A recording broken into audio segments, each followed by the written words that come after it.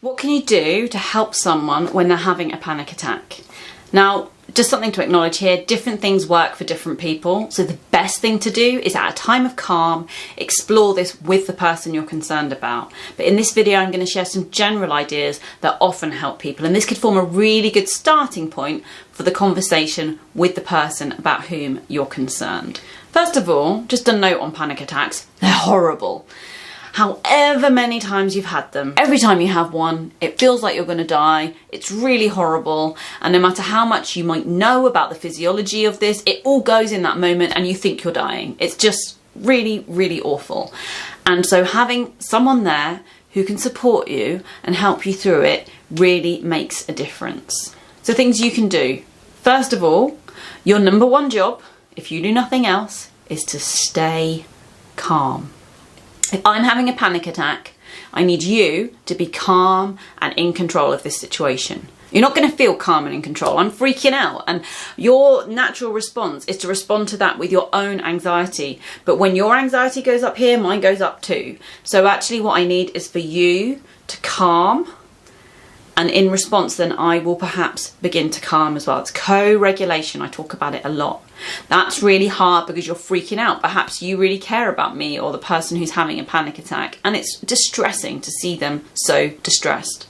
So what you got to do, best acting. Think about your breathing. Think about your body language. Think about how you're talking. Try to convey a sense of calm and control, even if you don't feel it. Next. Sounds daft. Tell them they're having a panic attack.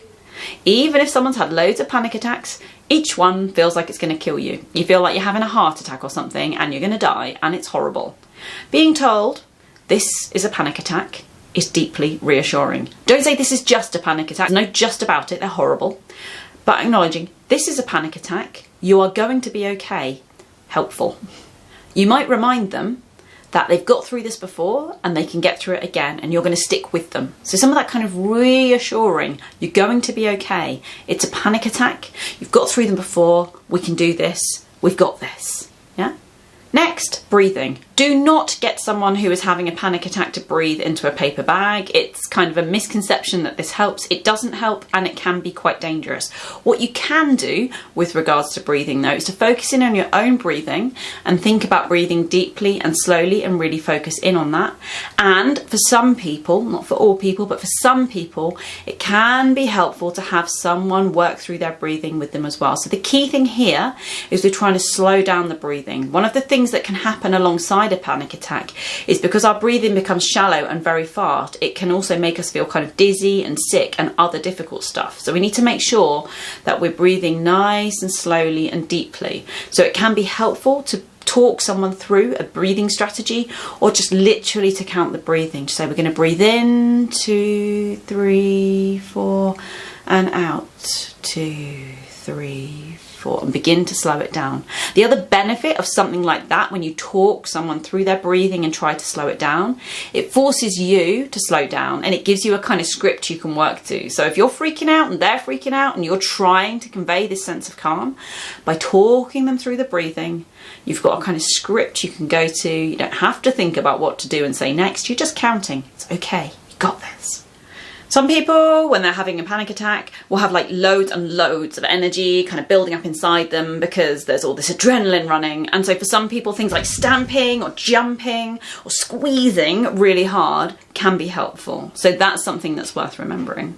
And then kind of distraction and grounding through things like focusing in on the senses can also be helpful. So you might look at what can we see around us, let's watch the clouds, or let's listen to the sound of the birds, or what can we smell, and really focusing in away from the sources of panic to just our senses and grounding ourselves in the current situation can be helpful. Again, using something like our 5, 4, 3, 2, 1 grounding technique. So 5 things you can see, 4 things you can hear, 3 things you can touch, or whatever order, using your senses can be helpful and gives you a bit of a script that you can talk through and help to allow that person to overcome their panic. Remembering that that feeling of panic and overwhelm is a physiological response and the body can only maintain it for so long. Basically, our body is ready at this point to run or to fight, and we can do that, but only for a little while.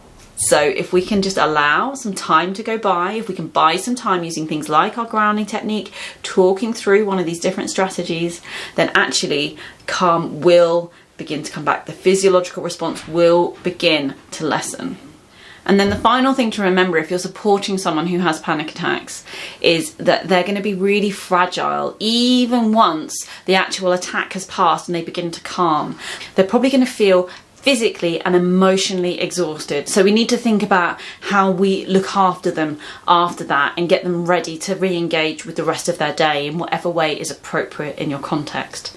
So they might need a bit of space, a bit of calm, a bit of quiet in order to just reset and become ready for learning or living again. But if you don't remember any of that, just remember your number one job if someone is having a panic attack is to try and appear calm, in control and supportive. It's not easy, but it makes a huge difference. Good luck. I hope this was helpful. Do leave your ideas in the comments down below.